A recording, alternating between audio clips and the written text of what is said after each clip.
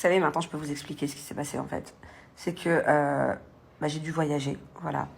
Et je vous l'ai pas dit, je vous l'ai pas dit. D'ailleurs, j'ai fait plein de stories que je vous posterai plus tard de ce voyage, de comment j'ai vécu la chose, parce que je sais pas si vous vous souvenez, mais Angelina était très très malade, voilà.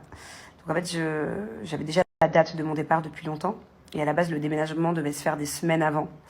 Il y avait eu du retard, je sais pas si vous vous souvenez, donc en fait, j'étais très angoissée parce que moi, toutes mes affaires sont dans les cartons. Et là, il me fallait des affaires en particulier qui sont dans les cartons, dans des box depuis plus de 6 mois, qui étaient. Et donc, en fait, j'ai eu très peu de temps, j'ai eu 48 heures pour recevoir la maison, mettre les cartons dedans, en ouvrir certains, faire les balises, gérer les enfants. Enfin, c'était compliqué d'à peine emménager et de devoir partir. Surtout que c'est vraiment tombé au moment aussi où Julien a voyagé, je sais pas si vous vous souvenez, à Lyon. Donc, en fait, tout s'est vraiment décalé et c'était pas ouf comme timing.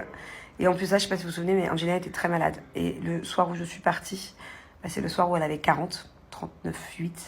Et c'est vrai que mon cœur de maman, à ce moment-là, c'était pas cool, quoi. J'ai vraiment failli pas partir en me disant, je peux pas la laisser comme ça. Mais je me suis dit, voilà, imagine, je passe à côté d'une opportunité.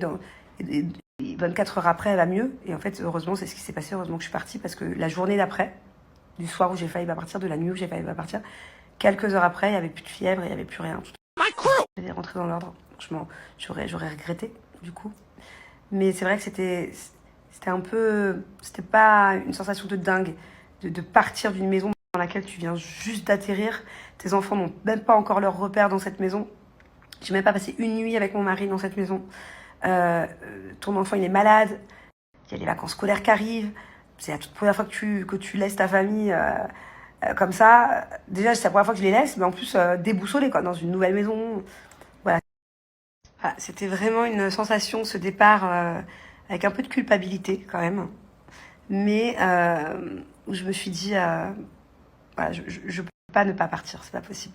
Je pars pour quelque chose qui me plaît. Je pars forcément pour le travail et j'avais pas envie de passer à côté de cette opportunité, de cette nouvelle chose, en fait, pour moi. Donc voilà. Bon, au final, je regrette pas du tout d'être partie, d'être venue, d'être là où je suis. Ma famille me manque, bien évidemment. J'ai l'impression que que je suis un peu éloignée. J'ai les enfants en vidéo, j'ai toujours plein de vidéos, j'ai tout le temps des nouvelles de Jus. C'est top, c'est chouette, mais en fait, j'ai l'impression qu'ils commencent une nouvelle vie dans une nouvelle maison, sans moi. Mais c'est pas grave, parce que je sais que je vais les rejoindre bientôt. Voilà.